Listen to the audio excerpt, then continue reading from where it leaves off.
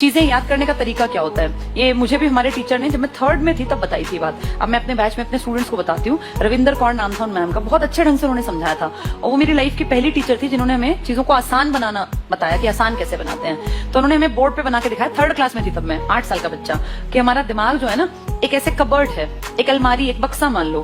हम सब इस बक्से में, दिमाग में, अलमारी में नॉलेज को, इन्फॉर्मेशन को फिट करते हैं। कुछ लोगों की आदत क्या होती है, अगर हम कबर्ड की बात करें अपने या अलमारी की, कपड़ों की अलमारी की, तो संडे को अपने कपड़े धोए, सारे कपड़े उतारे और इकट्ठे करके ठूस दिए अलमारी में। जब मंडे को उन्हें कहीं जाना होगा तो वो सारे कपड़े दोबारा निकालेंगे, फिर उसमें से एक पेयर ढूंढेंगे और फिर उस पर प्रेस करके बाकी सारे उसमें फिर ठूस देंगे। फिर उनको दोबारा कपड़े चाहिए तो फिर दोबारा सारा निकालेंगे। टाइम रोज वेस्ट करेंगे। कुछ लोग अपने कपड़ों को बस ऐसे घुसा के और जब जरूरत पड़ेगी तब निकाल लेंगे।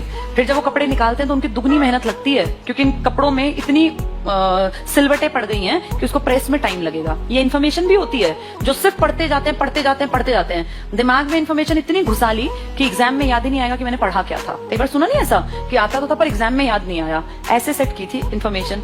दूसरे लोग होते हैं सलीकेदार, वो संडे को अपने कपड़े धोए, शाम को उतारे, हर कपड़े को तभी प्रेस कर दिया। टाइम तो लगना ही है, लेकिन वो रोज रोज टाइम देने से अच्छा एक दिन मेहनत कर ली, थोड़ा टाइम लगा के सारे कपड़े सिस्टमैटिक अपनी अलमीरा में सेट कर लिए। अब जब इनको मंडे को जाना है और इसको व्हाइट शर्ट चाहिए तो इसको पता है व्हाइट शर्ट यहाँ रखी है, ब्लैक पैंट यहाँ रखी है, नीली कमीज वहां है। इसको रोज टाइम नहीं वेस्ट करना, ये रोज टाइम खराब करेगा। ऐसे ही तुम लोग हो, हम भी ऐसे ही थे। ये हमें थर्ड में बताया था मैम ने कि जितनी चीजें सीखो ना उनको ऐसे सेट करना, जब जरूरत पड़े एग्जाम में तो तुरंत आंसर निकल के सामने आए।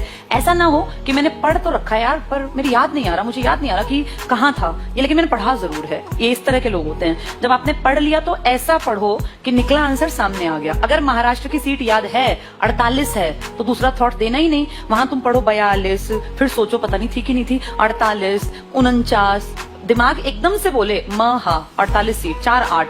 जिस दिन तुम ये सीख गए ना कि आंसर कहाँ है, हर एक ऑप्शन नहीं पढ़ना, मेरी नजर ही आंसर ढूंढ रही है, उस दिन सिलेक्शन होगा। अगर तुम चारों पढ़ के विचार करते हो ना तो अभी बहुत ज्यादा तैयारी की जरूरत है, और अभी तो तुम्हारा वही हालत होगी क्योंकि तुम इनिशियल पर हो।